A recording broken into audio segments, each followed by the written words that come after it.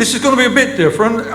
It isn't going to be, I'm not going to even begin to tell you how to catch fish. I'm going to run basically through my life story, how I got into barbel fishing, because it's many, many years ago.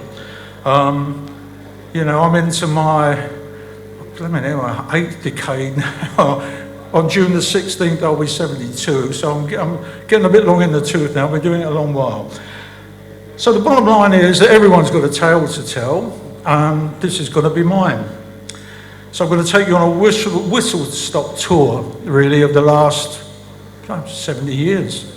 And I'm pretty sure, looking in the audience, seeing the age of some of the guys, I'm pretty sure you're going to be able to relate to some of the things I'm going to talk about, because it'll probably be very, very similar to the sort of stories you've got to tell yourself, especially all you baby boomers. I'm going to cover a lot of aspects of my life, focusing on the rivers, focusing on some of the fish, and focusing on the people, because we don't just go fishing to catch the fish.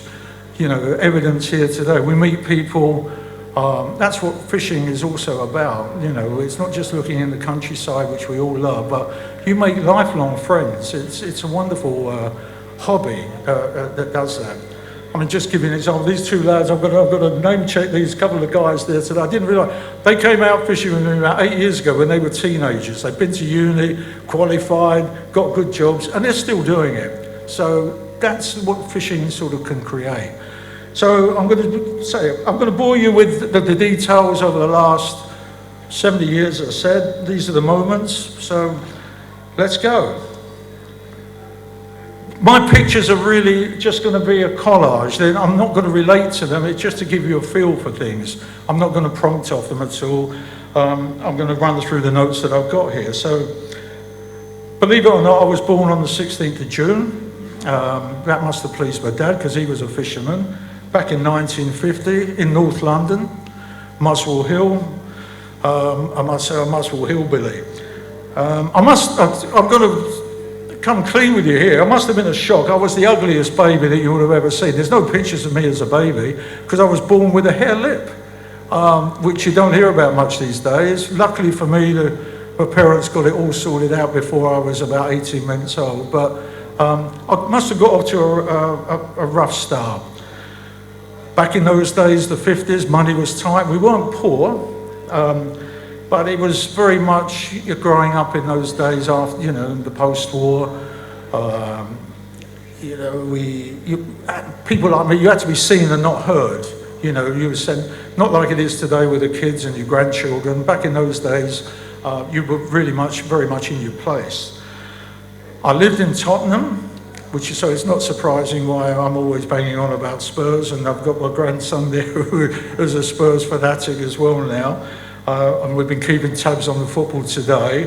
So it was either football or fishing. I suppose I lived about half a mile from White Hart Lane, so it was obvious, it was a no-brainer. And when I went to school, the senior school, if any of you remember back in the days, Bill Nicholson was the Spurs manager, if that resonates with anyone, and his two daughters were at the same school as me. And so yeah, Tottenham through and through. So my dad fished, but he wasn't an out-and-out sort of specialist. I think he took me under sufferance, you know. It was a thing back in those days that fishing was a bit of a release. It was hard work, and during the day, during the week. So taking me along was a bit of a bore, and it didn't really happen all that much. But I did go to the Lee, on the River Lee, down at Chesham, Tottenham, places like that. And because I was born on the 16th of June, obviously I get tagged along for opening day. So I've got vague memories of being on not so much the riverbank, but on the banks of gravel pits when I was about 6 or 7 years old.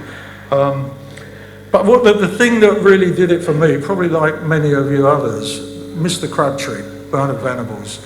When I got that book, and you see that rough old copy up there, probably like everybody else, I spent hours trying to find the places where, you know, where they were fishing. But obviously I realised pretty quick that you're not going to find all these eddies and lovely swims on the Lee Canal. It just didn't work like that. But that was that was, without that book, I'm not even sure I would have set out, because it was magical, and I think it connected with all of us. So coming on a little bit later, when I wasn't that bright at school, but I wasn't sure. I passed the 11 plus, just like my little grandson Henry.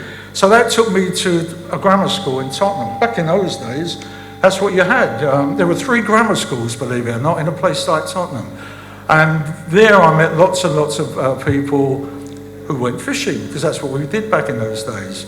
So once that started, it opened up new doors, if you like.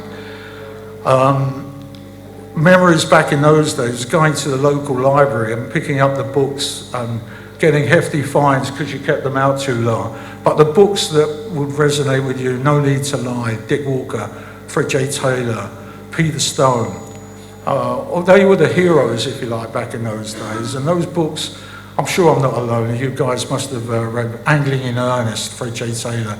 And over the years, I've been fortunate enough to come, not Dick Walker, I never met Dick Walker, but Fred J. Taylor came along to one of these sort of dudes many years ago, and obviously so did Peter. Back in those days, roach poles, FG Co, you remember FG Co, Intrepid Reels, all became Christmas presents that I received. Also, as is here, I used to get the green Angler's Mail. I don't know if I'm alone in that. Do anyone else remember that? When Angler's Mail was it was a news sheet, but it was on green paper. And guess who was the star rider in it? Dave Stewart. Where is he? No, I can't see him. He's sitting outside. Dave Stewart, the Matt Hayes back in those days. I mean, he's here today, 93 years old. That man is a living legend, and had a huge influence because he was writing about barbel fishing. If you were reading the Angler's Mail like I was, he was talking about fishing at Throop, catching barbel on grains of hemp, and he was one of the only ones doing it. So if you were into barbel fishing, which I can't say I was, but I found it, and I found it because I was very, very close to the Lee at Chesham. So what do we got now? Also, back in those days, I'm not going to let you leave without saying this. Because I was a Spurs fan, I saw Spurs do the double, for crying out loud. I went to nearly every match in that season. It was the first season I started watching football, 1961. Incredible. So but football was something that I watched. I did play, but I didn't play that well. And now, what happened, once I started meeting these guys at school, we joined clubs back in those days. Back in London, all the pubs had a club, and that also gave you what was called an LAA card. It was the London Anglers Association. And that was almost magical because that gave you access to the River Lee. And the River Lee is where there were barbel. And what we used to do, we'd go down there, and some of the tactics that we would use back in those days, very, very similar to what we do today. Rolling, we would put a little bullet on the line, rolling cheese paste under the far bank, and we'd catch roach, chub, and barbel. Barbel about that size. They weren't very big, but when you're a kid and you're catching them, and they pull like nothing else because you're used to catching gudgeon and stuff, it was had a profound effect, as you'll see as I go through things.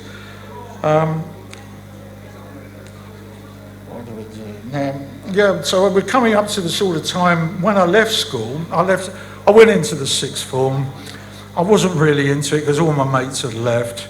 And in my school report, it actually does say, I've got this, it says he will do quite well as long as he spends more time in the classroom than he does on the river. That's what it actually says. I think the teacher got it wrong. A bit of a prophecy going there.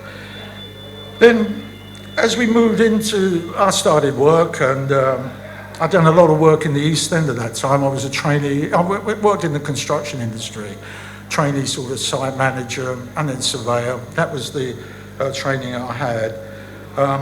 And it wasn't long, not long after I started work, back in 67, that's when I met my Angela, who became my wife.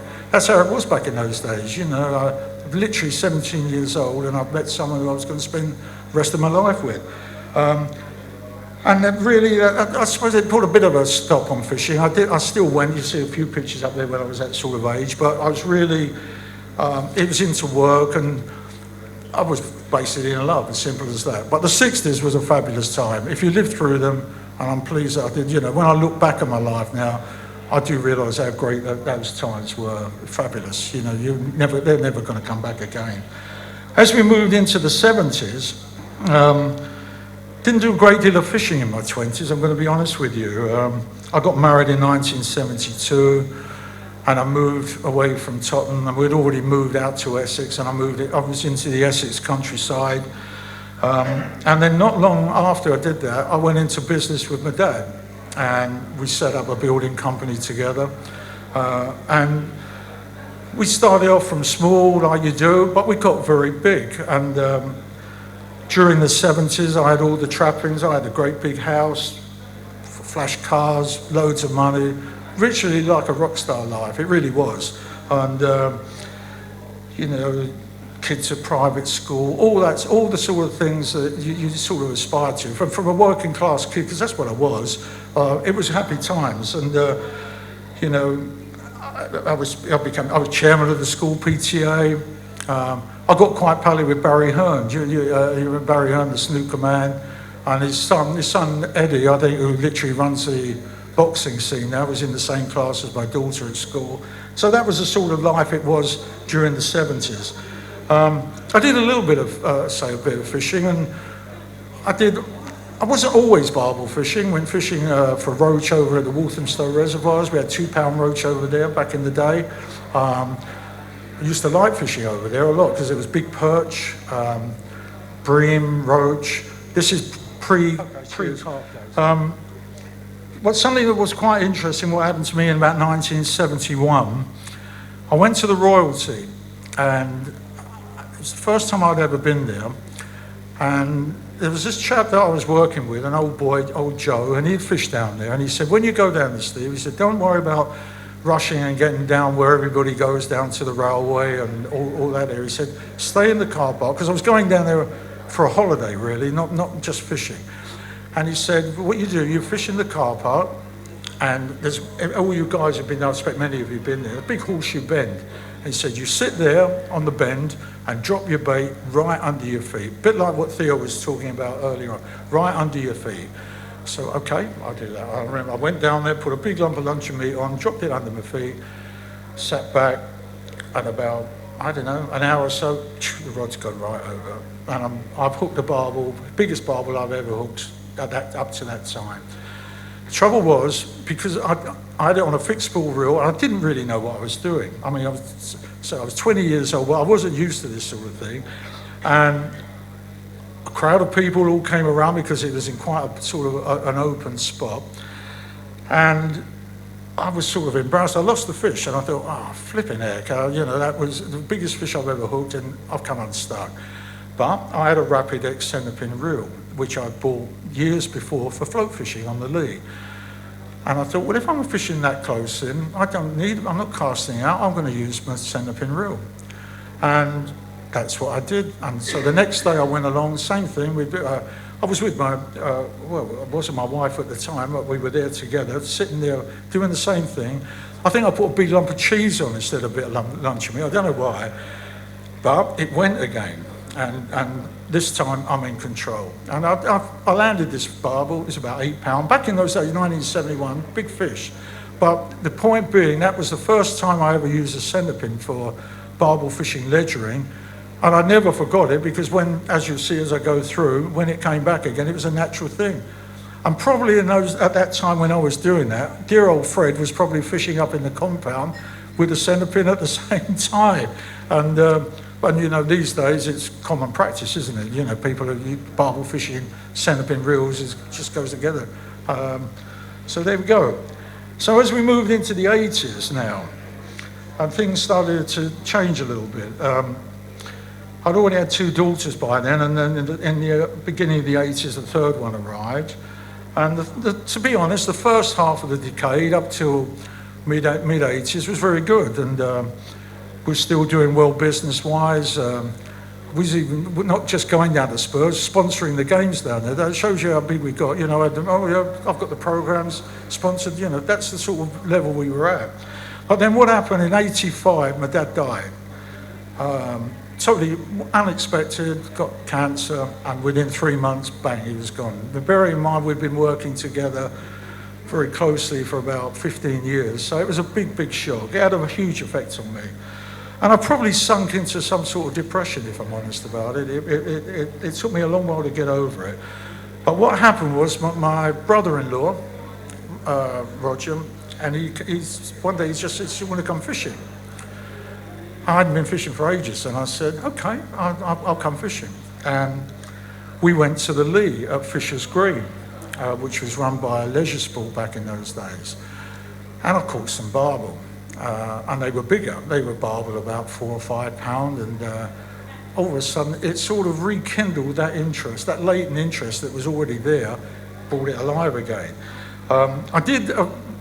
So I'm back into fishing. I had a little dabble for carp. But it didn't last. It wasn't really my thing. Interesting story. I went back to Walthamstow, to the reservoirs where it's full of the roach and the bream and the perch. And as I've walked in the gate there, and there's a guy sitting there fishing, and he's got his 2 rods out, on which I know now are obviously his bite alarms and all the rest of it. And imagine Rip Van Winkle, because that's how I was. I walked up to him and I said, what you doing? What's all that about? And he looked at me as though I was a bit mad. But luckily he told me. He said, well, then I said to him, I've been asleep for 6, 7, 8 years. And then he said, it's all carp in there now. There's no, it's not the roads, not like it was. So that just shows you back in how things were changing then. That was the beginning, I suppose, when the carp scene was sort of taking over. But I went back to the royalty, caught lots of barbel there, and so the bug had really returned. But the most important thing that happened to me in the 80s is I joined something called the ABE, which the Association of Barbel Enthusiasts, which dear old John Lynn knows all about, because John was in it, Gordon Scott. But more importantly, to all of us, was dear old Fred was in it, Fred Crouch. It was his thing. And so that was my first coming across him, if you like. We didn't sort of become friends then, but I became involved. So really, the 80s, it was a strange one really, because that was the first time I'd ever experienced any loss, any real loss in life, which we all have to go through. And it makes you realise that nothing lasts forever. You know, the business and everything that I'd thought was important for quite a number of years just wasn't so important anymore. And bearing in mind, I had a new beginning, which was fishing, and I'd just about turned 40, so I'd lived the whole life up till then, sort of pre-fishing days, if you like. So as we moved into the 90s, now I hope this is going to work now. It does, yeah. So this was the decade for me that really defined what became the next 30 years. I managed to join something called the Barbel Catchers Club. Now I know there's a few guys in here who are in that. Now that really meant that I had to up my game. Back in those days, the people that were in that club were at the formation, if you like, of barbel fishing taking off. There were all the big names, Trevor West, say Tony Miles. And you've got to bear in mind, back in those days, hardly caught any barbel, double figure barbel, 1 or 2 a season, not like it is today. But Fred also joined it, and that's when we started to become great friends, which really did change many, many, many years of my life. Other guys joined, like Lawrence Breakspear. I know some of you guys know Lawrence. He joined it as well. We became good friends. But me and Fred, we used to go fishing down on the River Team on a Friday. Back again, that was mentioned earlier on I think on the question time, the Team used to be a fabulous river, probably one of the finest barbel rivers in the country. Not for big fish, but you could go there and catch 10 barbel in a session pretty easily. They fought like tigers. Wonderful place. So me and Fred went there quite a bit. And then what happened one day, Fred said to me, he'd been speaking to one of his mates, and he said, forget the Team, you've got to go to the lower 7, because he was on the same ticket, Worcester. And hardly anyone was down there. I'll tell you who was on there. Des had already written about it in the Angling Times. He had actually sent out an invitation to people from down south to come and have a go, because said the record Barbel was going to come from there, which it actually did. But I started fishing there with Fred, and I think on the second trip there, I got very, very lucky. Fishing at night, I caught a fish just under 14 pound, 13 it was. Now you've got to remember the record was 14.6 at the time. And when I caught it, now Fred, bearing in mind Fred, just about the most well-known barbel angler really in the country at the time, we messed up a bit with the initial weighing, and it came up. I think we didn't zero the scale. We forgot. In the excitement, we forgot. It was the biggest barbel Fred had ever seen anywhere, and so it was a real special moment. And he said, "You've broken the record, for crying out loud. We've only come up," and but we didn't. We weighed it again properly. We said, "Let's calm down." And so that was a magical moment. And it didn't stop there, because the following season, where I went back there and caught an even bigger one, but unfortunately the record had gone up in that space between. But that little area, which is, if you've been outside, you've seen Steve running that in the corner there, talking about the lower 7. That's where it was. And back in those days, it really was one of the prime fisheries in the country. About that time, I was winning those fish won me all the awards in the Barbel Catchers Club, which was quite pleasing, bearing in mind I'd become the regional organiser for the London region. And the Barbel Catchers Club is a small club. It's not like the Barbel Society. And there's a lot of, how can we put it, inter-county sort of rivalry. So the Yorkshire guys, and one of them's here, we used to always have like, our yearly get-together is almost like a war, if you like. But so I got a lot of fun out of catching the big fish awards, and sort of almost rubbing their nose in it, in a good way. But what was happening, I was feeling too constrained in the Barbel Catchers. They were what they were, and I realised at the time, with a couple of friends, John there was one of them, we realised that barbel fishing was going to take off. It was obvious, things were happening around the country, and the ABE that Fred had set up wasn't big enough to take on board, the influx of barbel fishermen that were going to happen. So we set up the Barbel Society, and we're still here today. But that's how it came about. Back also, then we took on a stretch ourselves then of the lower 7. Because we knew it was going to become available, which not the same one that we got today, just a little bit further upstream. And that was a wonderful fishery. Back in there, I did one session up there. I caught 37 in one session, one day.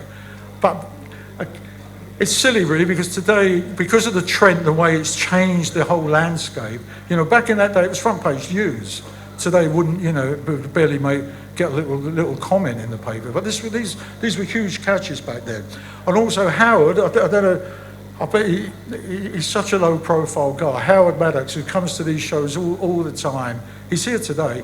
He broke the record on the lower 7 on a meatball. I don't know if any of you can remember that. And the national record. It was in the national papers. So the lower 7 became quite important. I also, towards the end of that decade, I started moving a little bit further afield. I'm not big on going fishing abroad, but we had 3 trips to Canada, John, didn't we? And we were right in at the beginning of that on the Fraser River for fishing for sturgeon, which was fabulous fun. I know Julian's mentioned that he's going to be out there in September. If you haven't done it, do it. Put it on your bucket list. It is well worth doing. It's not hugely expensive. Loads and loads of people have done it since. There's been films, DVDs made about it and whatever. Wonderful, wonderful experience. It's a fabulous scenery. So yeah, it's, I can't see me going back there now, but if the opportunity cropped up, I probably would. It's worth doing. And again, as we were getting up towards the millennium, like a lot of other people, that was the time when all the public companies were being sold off, and I found myself getting a bit of a windfall from the selling off shares in the utilities. Do you all remember that? I think building society shares. So what I did, I bought a static caravan, and when I told my wife, I said, we're going to buy a static caravan to have a holiday. She said, oh, that's nice. Where we what, down in Cornwall? I said, no, in Worcester on the Severn. She forgave me. And as we moved into the millennium, literally weeks, I lost my mum. So my mum died, and she was younger than what I am standing up here today. So that gives you a bit of a picture. Totally out of the blue, just like that. And I suppose when that happened, I thought, crikey, life's got it in for me. I'm an orphan now, and I'm not even 50 years old. And these things, when it happens, trust me, it's a big deal. These things, if it happens like that as a shock, I've not been fortunate to have my parents go through to an older age, and and it has a profound effect. Also, about that same time, my oldest daughter, she's out there, they decided to literally emigrate to Australia. And also at that time, Peter Stone died, and Peter had been the president of the society. And I touched on it this morning. When Peter died, something I'm very, very proud of, that we put together a memorial tribute magazine for him, got all the people that knew Peter Stone, well-known people like Bernard Cribbins, and any well-known fisherman you could think of, they all knew Peter. Peter was a lovely, lovely man. And it was the sort of bloke that, if he was here today and you met him, you would have felt that you've known him all your life. Humble, he was fabulous. And then we also, and it was Fred's instigation, John, wasn't it?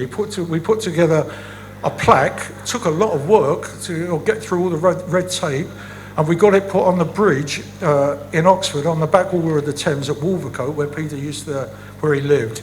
And then we had a big opening day there, everybody was there, Peter Drennan, it was fabulous. So that's the sort of thing that the Barbel Society has done, apart from, fishing things. We've looked after, we've honoured the people that, the footsteps we follow in. My own fishing at that time, because I bought this static caravan just below Worcester, I was fishing there a lot. But it was a great place, catching loads and loads of doubles there. It was a caravan site, but the fish were there. I can remember I had one memorable day, which I do remember. It involved John again. We had a chap that was part of the Barbel Society setup called Mike Burden. Lovely, lovely man, and he had been involved with us right from the beginning. And then he sadly died, and he had this sort of service, and we'd been to that. And then after it was finished, I just said, I'm going to catch a fish for Mike. I'm going to go back there. I sat there sort of contemplating as I was fishing, thinking about all the times that we fished together, and thinking, he was a man that had a profound effect on me, Mike. Just before midnight, the reel's gone. Oh, that's me doing that, I think. Yeah. I can talk to you about it, but the reel's gone. I thought, well, I went to a good fish here. Anyway, it was 14.12. I know on the Trent, I know 10 a penny almost, but on the lower Severn, huge. I'll leave it on that one. It was a big, big fish, and that meant a lot to me. Round about that time, as we moved into what we call them, the noughties, isn't it, the 20-somethings, I started to fish the Kennet again with Fred. Fred had started guiding, and that's why I hadn't been fishing with him a great deal.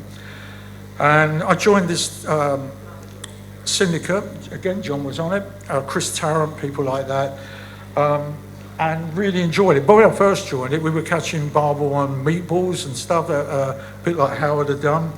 As has been mentioned before, meatballs, great bait, doesn't get used much these days, but barbels still like them. I think when we landed our stretch on the Trent, on the tidal Trent at Sutton, I went down there. I've done a feature down there with Martin Bowler. I haven't seen Martin for quite a few years now, but I did see him quite a lot back in those days, and he used to come to our meetings. And the thing with Martin, I owe him quite a lot because he got me involved with Dynamite, which I've been with ever since, and I can't thank him enough for that. He done me a really big favour. Also, back at in that time, I started to fish at Adam's Mill, the infamous Adam's Mill on the Great Ouse. I'd had a ticket on it for a number of years, but I decided not to go down there. But I did go down there and caught a few. I was fishing down there.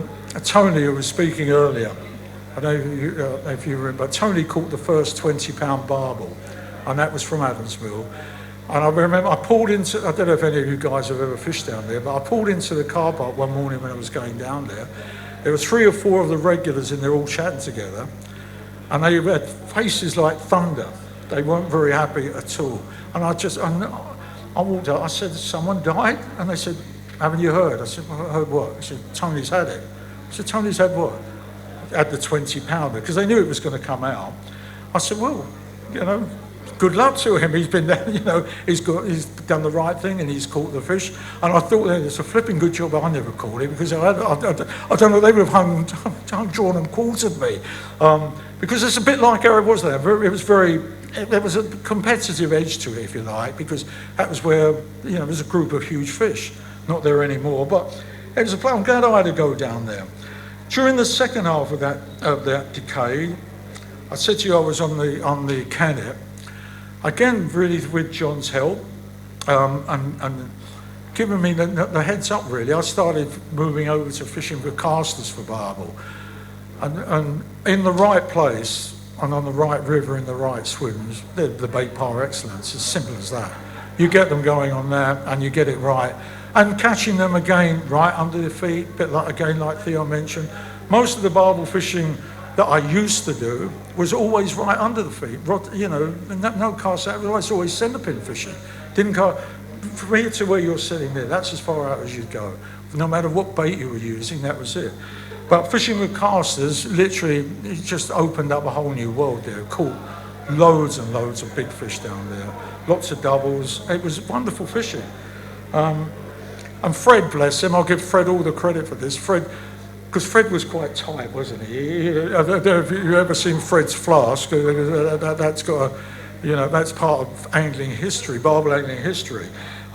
He wouldn't spend anything, he darns his socks and all the rest of it. I mean, he's from that era, or he was from that era. And so what he used to do, he would get tins of luncheon meat and chop them up into tiny cubes, 1/4-inch cubes, mix them up with a hem and use them as the same as you'd use casters and maggots. No different. Put the droppers in with it and it would work. Not quite as well as the casters, but well enough. I bet hardly anyone does it today. It's a method that still would work. So yeah, that's something I would give you, that's something worth doing, because I know no one does it, because I know when I take people out, they've never seen it before. Most people think of a cube of luncheon meat, 2 things, either a standard size or the big lumps that Lawrence and people would be using. But they don't think of the tiny little cubes, which work just as well. As we moved to the end of that decade, for some reason or another, I sort of moved from Essex to mid-Wales.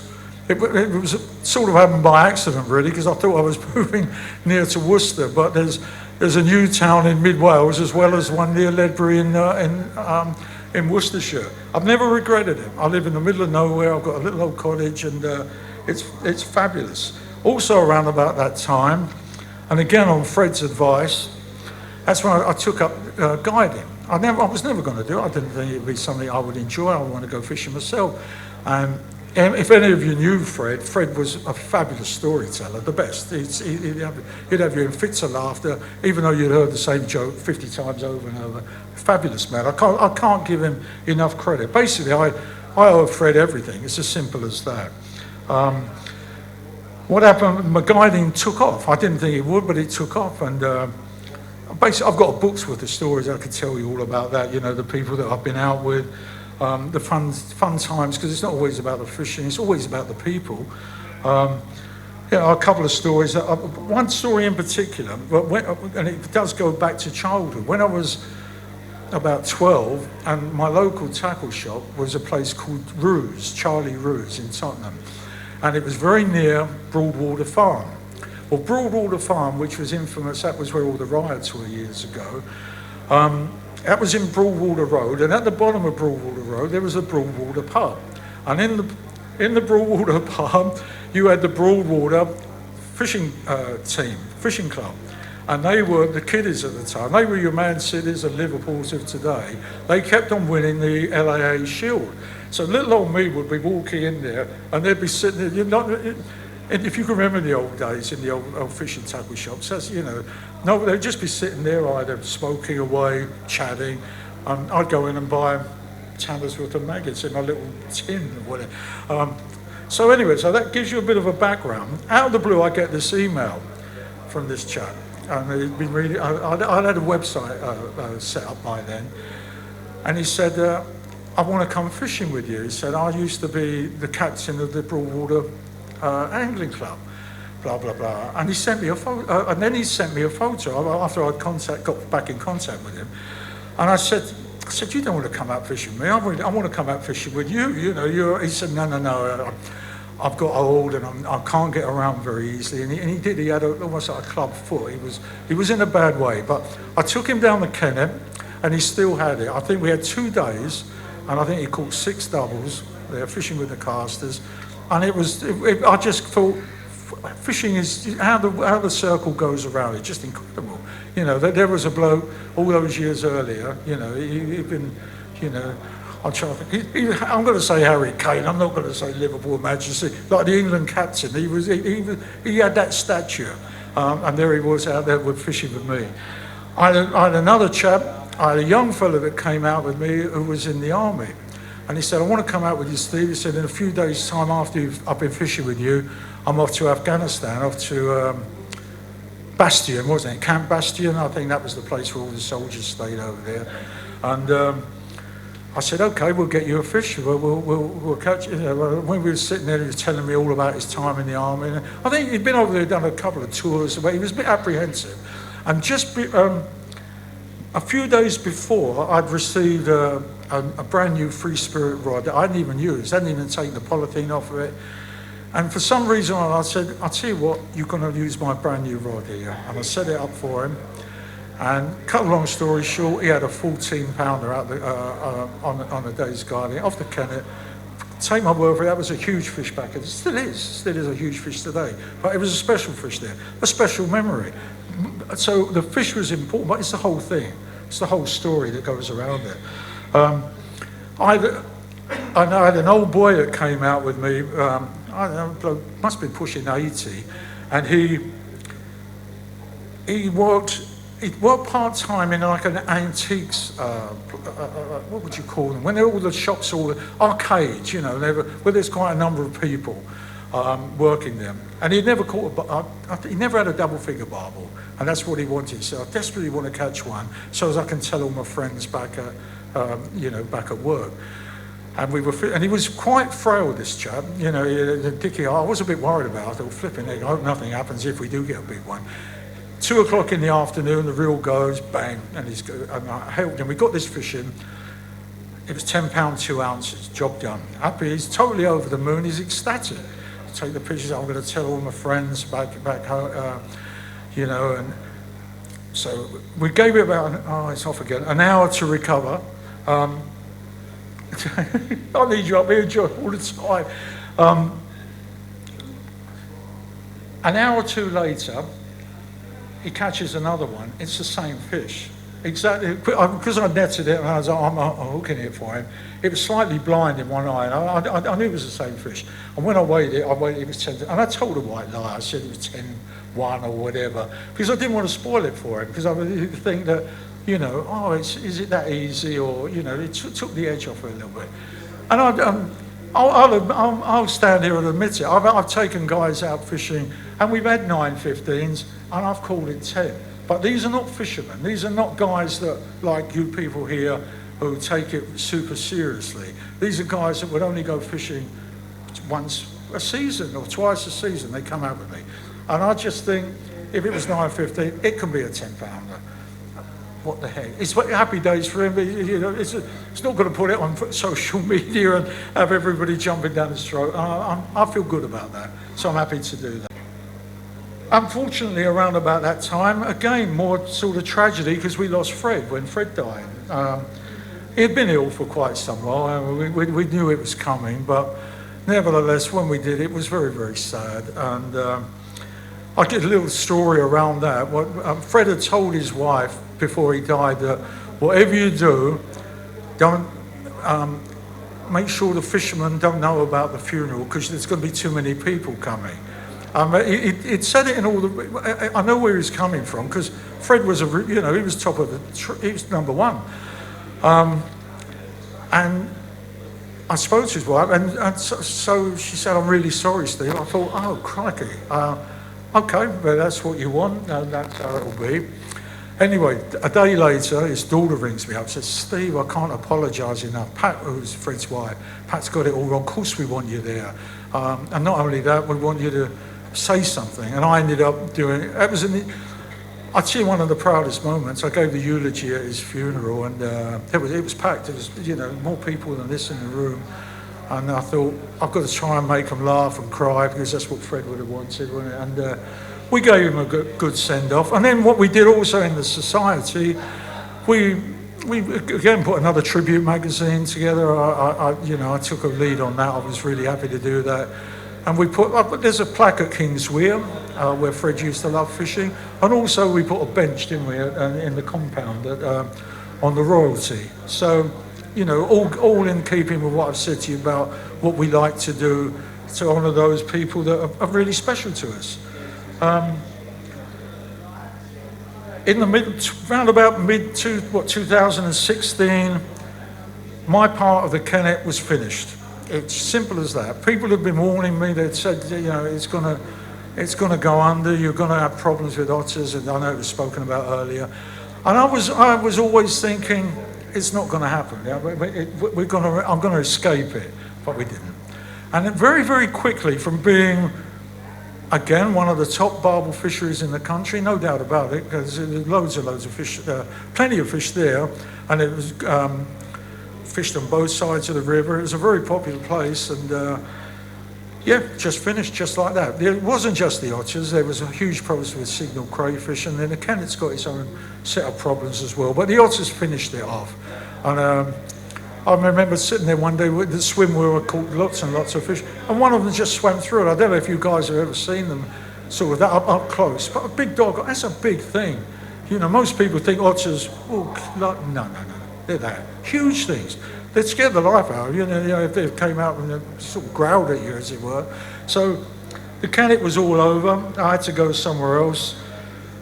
And I started fishing on the Wye, and probably all you guys have had a go there. I've been to most places on the Wye over the years, and it's a lovely place to go fishing. A bit, as I think Theo mentioned it earlier, it's a place to go just to enjoy barbel fishing.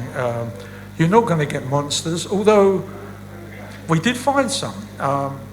These guys that were down there, I took them to the place up near Hay, right on the Upper Wye, not near Hereford or near Ross. It was up near Hay, and I think during the season, I think we must have had 10 doubles, which for the Wye was pretty good. We found a pod of them, had them up to about £12, but that was it. All the other places on the Wye, like exactly as Theo says, £9.5. And you like to think that's it, but they're not. And they are few and far between, I think, doubles on the Wye. So that was a bit of fun. And then towards the end of that decade, I ended up on the Trent. So, and again, that was almost by accident. One of the chaps who had been out with me a few times, he wanted to catch a double-figure barbel, a bloke called Andy. Multi-millionaire, lived in the Isle of Man. And the first thing I said to him, well, before I knew how wealthy it was, I said, either you're a motorbike fanatic or you're running away from the tax man. He said, you're the latter, Steve, the latter. And he was an interesting character. And so eventually I got him a double off, again, that was earlier from the Kennet. But in the interim, he had found himself up on the weir, up at Collingham. And he got in touch. He said, you've got to come up and stuff. I said, no, I can't come there. I can't go to the weir. It's not proper fishing and all the rest of it. He twisted my arm and I went up there. And it wasn't anything like what I'd expected. It was fine. All the people were fine. The weir itself was lovely. It was very comfortable. The first session I had up there, I had a 14 and a 15 in 2 cast. I thought, well, how bad is this? This is okay. And I started going back there, and I've been back there probably over the last 4 years or so now. And I go up there, I'm cutting back on it now, but I was going up there about 4 or 5 sessions, and you're getting 70, 80 doubles a season, which totally flies in the face of what I'd spoken to you about earlier on, when, 1 or 2 doubles off the 7 was huge. But say the trend has totally rewritten the whole barbel fishing scene, if you like. But then as I'm getting near to the end now, 2019, while I was out in Australia, I lost my wife. So another massive, massive blow. Now, I've got to tell you, just like that. When I say just like that, I mean just like that. No warning, bang. Totally out of the blue, devastated. And you don't, trust me now, it's 3 years ago, but you don't get over it. You just learn to live with it. And yeah, it's as bad as it gets. And everything changed really from that moment onwards. And, as I move forward now into the 2020s, if you like, getting near the end, as I said, I'm still very, very busy guiding. I could do as much, but I am easing up. I'm getting a bit long in the tooth for it now, and it's hard work. And, I've got guys that are much younger than me, and I'm the one who's better to be running about and jumping about and being, a Bear Grylls type, if you like, you know what I mean. And I've got to be a bit real. I'm going to probably start fishing. Where I live, I'm very close to the upper 7. When I say the upper 7, I mean Wales, I mean near Newtown. No one hardly barbel fishes up there, but there's some barbel there. There's some big ones too. Not many, and the otters are not there. So I'm getting very close to actually fishing there. I'm in a little local club. So I'm going to have a go on that. And that, to me, if I caught a double figure barbel off of there, that would be worth countless on the trend. It would mean something. It would be, I feel, real achievement. And so that's what I'm going to do. So I mentioned to you how it feels, my situation now. I'm on my own, living at home. I tell you what, nothing to do with fishing or barbel fishing, but what is a saviour for me. 18 months ago, I bought 2 cats, 2 kittens, transformed my life now. When I drive home from here tonight, they'll be there. If I was driving home to an empty house, it's pretty depressing, trust me, because I did it. But the 2 cats, so they'll be there, happy to see me, and that's it. I'll feed them, give them a cuddle, probably go to bed. They come up and enjoy. I'll come up in bed, and that's it. That's my life now. So, for the future, I've been very lucky. As I said, mentioned to you through this tour, I've met many, many, many great people. I owe a lot to a lot of people, but I've made the point of the ones that have been really, really important. But anyone in the fishing world, I've met through the Barbel Society, if you like, because that's how it's come about. And great people. Just got to stay healthy at my age now. I don't want to, I can't think years ahead. You've got to really just think this coming season, I'll get through that, fingers crossed, God willing, and all that sort of thing. Nothing lasts forever. It's as simple as that. So I hope I've rekindled some memories from you, especially you older guys, looking back in the past, your own journeys, because we've all got a story to tell, every one of us. So I've given you a bit. There's loads more I could tell you, but 40 minutes is enough of me. But like I said, you don't do this on your own. You need support. My wife was my rock, and as fishermen, we often take our other halves for granted. I never brought my wife to the barbel shows, or I kept her in the background really from fishing. But she never really moaned or groaned about. Yeah, once or twice perhaps, but now she's not here. Trust me, it's sad. It really is. It's not what I expected. So I'm dedicating this talk to her memory, basically. And so from my part now, that's it. A big love to you all, and thank you for listening. As I say, I hope you've enjoyed it. A bit different to the normal thing. Showing you how to catch barbel lures, but you all know how to do that, and we can do that another time. So thanks a lot, and hope you enjoyed it.